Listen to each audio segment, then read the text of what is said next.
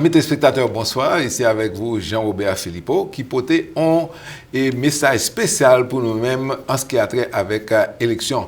Nous connaissons que dans l'État de Floride, eh bien, c'est le département d'État lui-même qui régit tout ça qui a à voir avec vote dans l'État, mais au point de vue local, nous avons county, que chaque supervisor of election et qui lui-même responsable pour implémenter toute directive que le département d'État lui-même libère. Donc, je nous avons l'honneur pour nous gagner avec nous Dr. Brenda Snipes, qui lui-même lycée supervisor election dans Broward County. Dr. Snipes, it's a pleasure and honor to have you with us so that you can inform our community about the voting process, especially that this is a very important election year. Well, thank you for having me. It is an important election year, so hopefully we can share information that encourage people to get to the polls and be a part of this. Well, I know your name is almost synonymous with the office lately, but tell us a brief history about how you became supervisor and what are the efforts that you have implemented since becoming supervisor of elections in Broward County. Well, I became supervisor when we had a change in our office and the governor removed our current supervisor, and I was appointed by Governor Jeb Bush to take this position. I was newly retired, having spent a long time in the Broward County Public Schools, a career that I thoroughly enjoyed. And so I wasn't really looking for a whole new career, but I knew I needed something to do so that I wouldn't get too bored in retirement. So I started this job about 13 years ago. I've been elected 3 times, so this is my 4th election bid. But it has been a great opportunity to get involved at in a part of the foundation of democracy. I think I've known that voting was extremely important since growing up in Alabama, which was the heartbeat of the South, if you would. And so folks in Alabama and throughout the South really had to struggle to get an opportunity to vote, and then the Civil Rights Act was passed, and it opened things up for people. And sometimes if we don't know the history, we don't really have a great appreciation for how we got here. But there was significant history, and especially in my small town of Talladega, Alabama, you know, we saw a lot on television, we saw a lot going on in the community, and here we are today. And I am so honored to represent Broward County as a supervisor of elections. And along with that, and probably more important, is being able to take the message to the people of how important it is to vote, to register and to vote. So we have over 1 million people on our rolls, and it would be just a fantastic opportunity to say we have 1 million people who go to the polling places and take part in this. We know that would be your ultimate goal, but it has significantly been, you know, low turnouts in elections, and we are all wondering why. Having specifically mentioned, you know, what us, for example, as African Americans have been going through, but the importance of really having your vote count. You know, we do a lot of studying and reading on why people don't participate in elections, and there's a variety of things. We certainly have a low turnout, and books are being written about low turnout because it is an issue. And in terms of what's the solution, some of the things that we see is that folks are driven to the polls by the candidates and by the issues. And some people just have an internal mechanism where if there's going to be an election, they are voting. I think I voted for everything, every election, ever since I was able to vote. It's such an honor. It is such an honor knowing that once upon a time we did not have this honor and privilege and right. And so it's certainly something that we want folks to get involved in.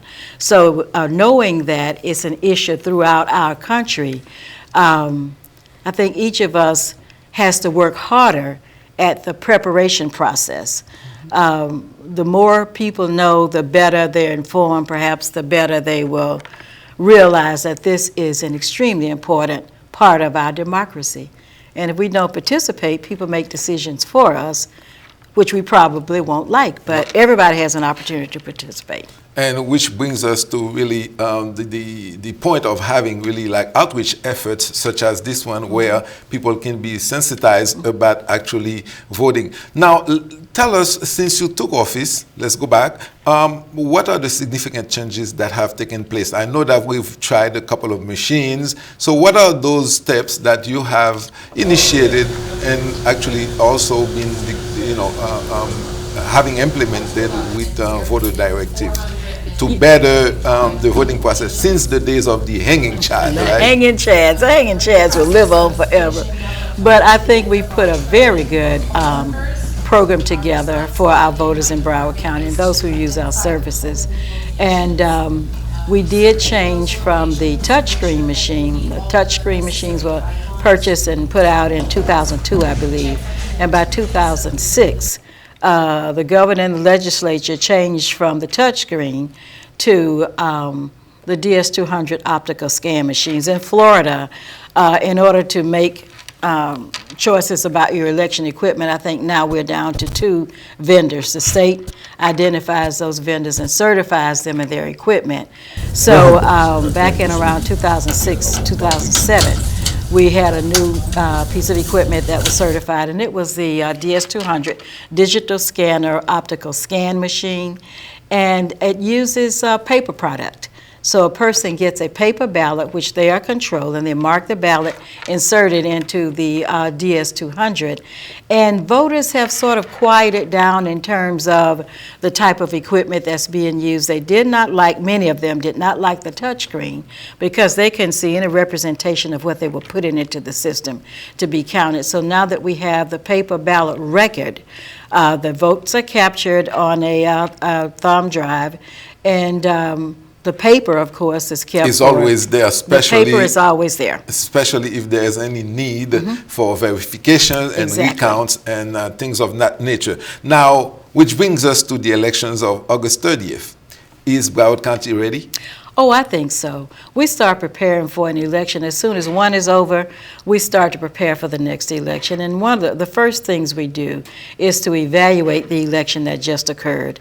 We look at every piece of the election. Putting together an election is sort of putting together a puzzle that has 500 pieces to it, but it requires, you have to know how things, what went exactly as you wanted, what needs to be tweaked, or what do you need to just discard completely. So that's the first step that we always go through. So I would guess we start planning for an election at least a year in advance, and in doing that, if you look at your past history, probably look back 2 or 3 elections, and then look at what needs to be done according to what's required for the current election, then that's how the planning process goes. And we always study our records to see exactly what we did, how it worked, if it needs to be enhanced in any way, and we move forward in that way.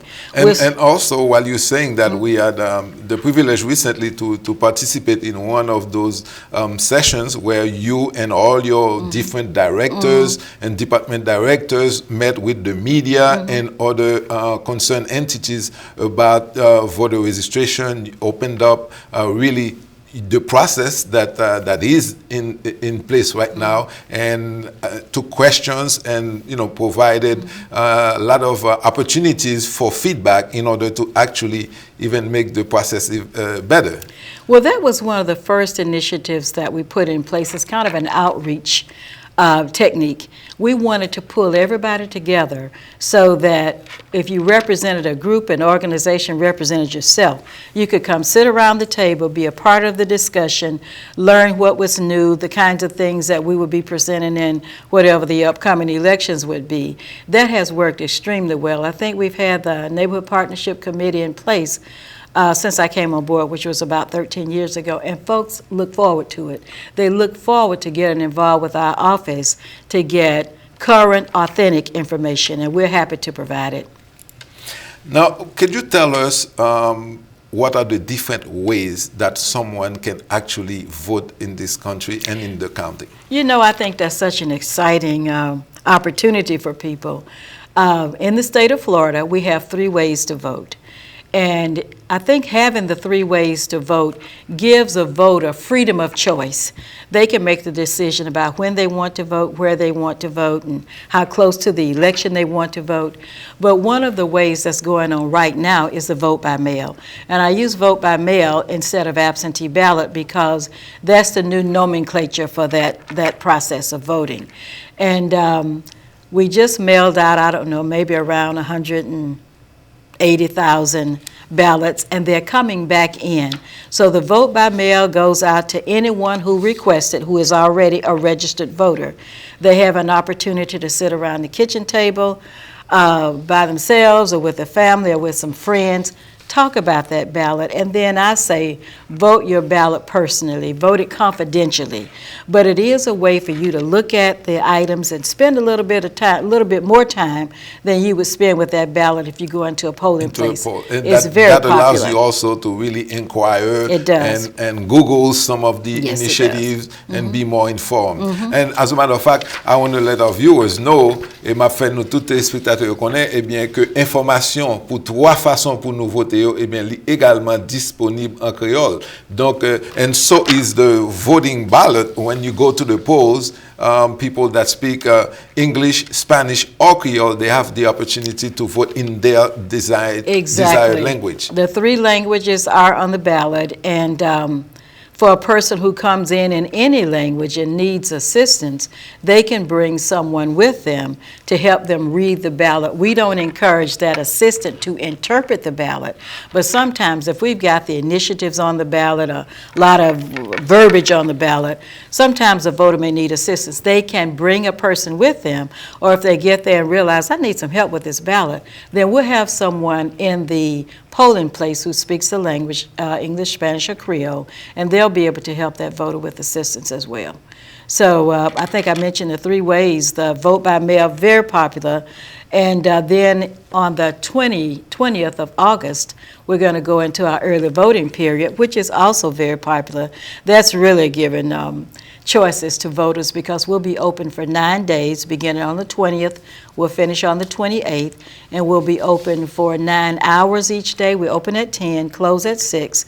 So mid-morning people, lunchtime people, late folks getting off work late will still have an opportunity to vote. There are 20 locations. You can go to any of them in Broward County. And pour moun qui suivre ça, Dr. Snipes dit, pour early voting, il y a exactement 20 différents côtés que nous-mêmes nous capables d'aller voter. Donc, côté ça, information disponible encore. Nous capables de les 954 357 70 50 pour nous joindre plus d'informations, ou bien aller dans le website qui c'est Broward SOE.org, supervisorofelection.org. Donc, toute information ça est disponible. We know that you just mentioned about the 3 ways to vote, which is vote by mail, early voting, and of course the day of election. Before we get to the day of elections, we were talking about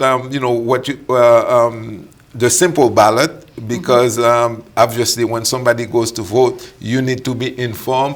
Let's hear Dr. Snipes doing a recent session who was talking about exactly what the simple ballot has to offer.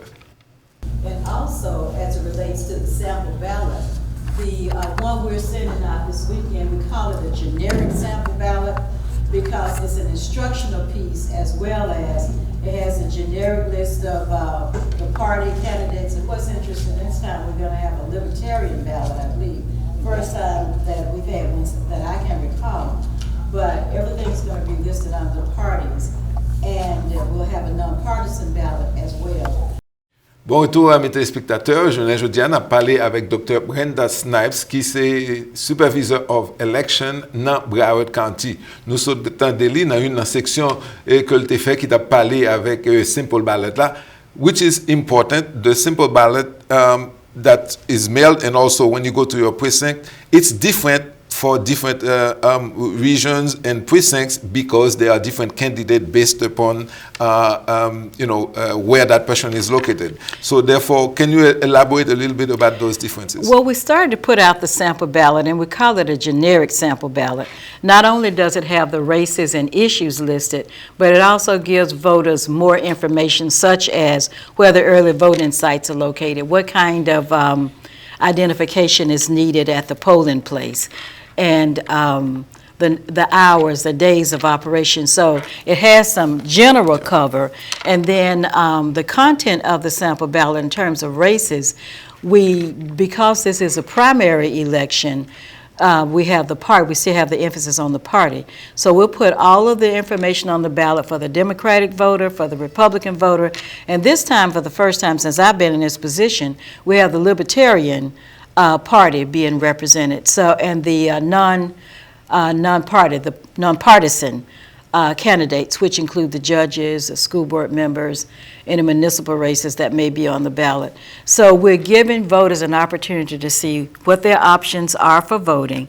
Then we ask them to take their voter information card to be sure they know which districts they're voting for. For instance, there's a District 50 on there, District 22, District 34. And so you're going to look at your card. Your card tells you which one of the districts that are listed is the one that you would be voting for. And all voters should by now have received a brand new voter information card. We sent out new cards because we finished the redistricting process after a long period of time. That's done. So now whatever is on that new card currently reflects the voters' information that they'll be voting on when it comes to the primary. It's funny that you did say that, because just yesterday I Okay. did receive All my right. own card Okay. as a registered voter in Broward County. Okay. So I want to thank you for that, and I Okay. already carry it in my wallet because that's Great. where it belongs. That's wonderful. So just to say that, Broward County Supervisor of Election Department is really working hard to make sure that we know where to go and vote, and so that our vote can be counted. Now, this takes us to Election Day. Really, I know this is a gargantuan effort deployed by the department. Explain to us what goes on during the day. On Election Day, we will open 577 precincts. That's how many precincts we have in Broward County. Some of them will be co-located. As an example, you might go to a school where we have polling places. There might be 3 precincts located in that one facility. But what we ask voters to do when they're going for the check-in, make sure of those 3 precincts that are located there, make sure you're going to the right one so that you get issued the appropriate ballot that corresponds to your address. So we open those polling places, the 577 precincts. I think we'll have over 400 locations because several of them are co-located. A voter goes in between 7 a.m. and 7 p.m., and they'll want to have a piece of identification with them. They'll need maybe a driver's license, a passport, something with their picture and signature on it. If they don't have a picture and signature on the same document, then they can bring 2 pieces of identification, which are listed on the sample ballot. So they'll bring that in, and during the time I've been in office, we've changed to an electronic poll book registration. So when the person comes in to vote, we're going to ask them for their picture ID, which is usually a driver's license. We swipe it through the EVIT, which is the electronic poll book.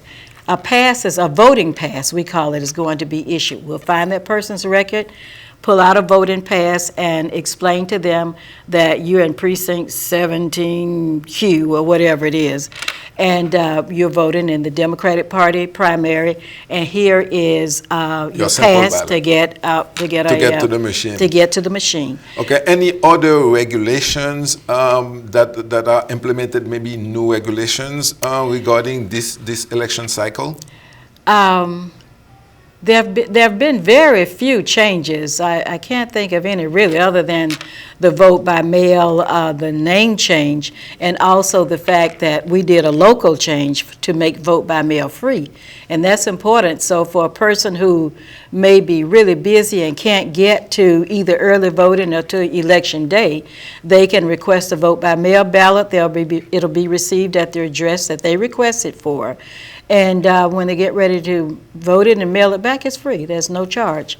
And also they must remember to sign. To sign it. That. And that's what you're talking about, is all those mail ballots that are sent out with that machines. I remember seeing that that actually, you know, sends hundreds to the minute. So that goes specifically to the individuals that have requested. Yes, it does. And if a person is a registered voter and they're going to be out of town, they'll be in New York, and they decide they want to have in New York, that's fine.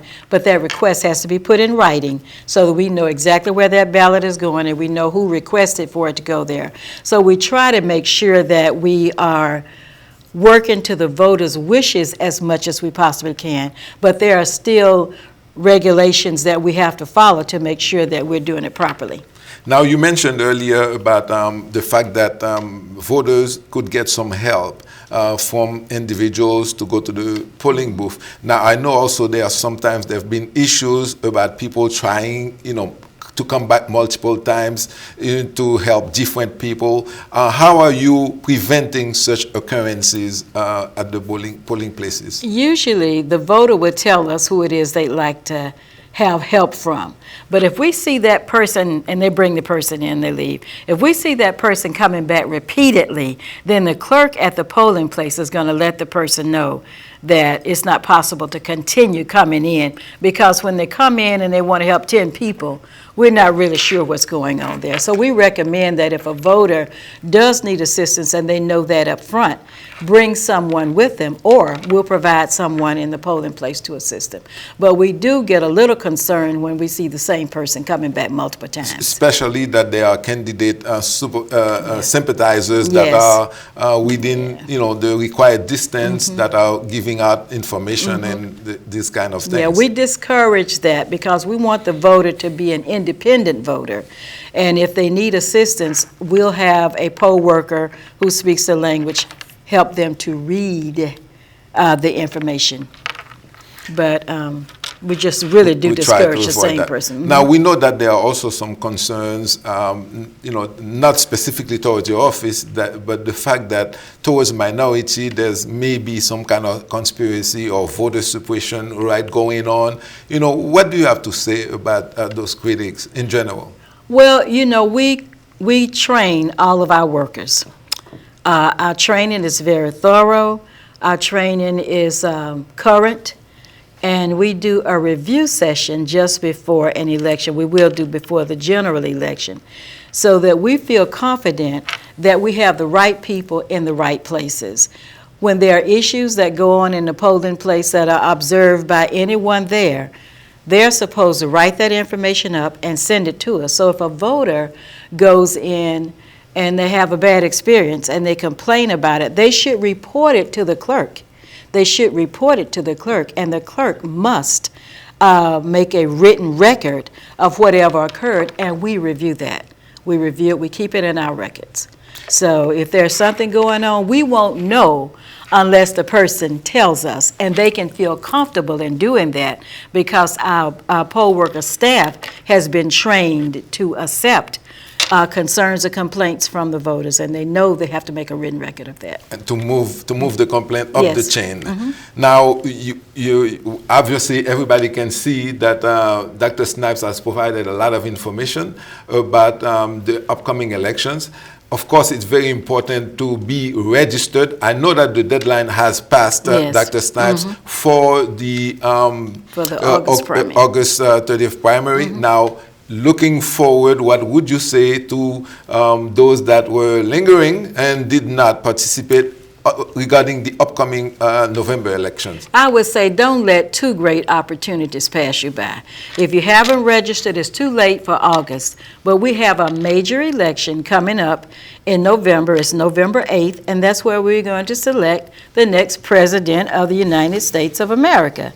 So, I mean, that person lives in Washington, D.C., they're in the White House, but they do help to create policies and procedures that govern our daily lives. So just don't miss another opportunity. There's no reason for anyone in Florida, and specifically Broward County, who's a registered voter, to sit home. Just think, you'd have to be sitting home almost, I don't know, over a month and not vote, because there are three ways to vote. Vote by mail, go early, or vote on election day. And there's no reason why anybody should miss the opportunity to vote. As a kid growing up in Alabama, when I first had the opportunity to vote, it was on one day. When I came to Florida for many, many years, the opportunity to vote was on one day because there was the absentee ballot which was available, but you needed an excuse, you needed a witness, there were lots of things that went into it. Now the absentee ballot is unfettered. If you want one, just ask for it. If you're a registered voter, we'll send it. So why would anyone not take an opportunity to vote? And I realize that everybody who's on the ballot is not exactly the picture-perfect person that we want them to be, but they have to meet some of our expectations or requirements. Nobody's going to be perfect, but does this person come close to representing what you'd like to see in a leader? If so, go out there and throw your hat in the ring, and next time maybe you can have more input. You know, most of the time the candidates are willing to hear what people have to say, willing to subject themselves to questions and interviews.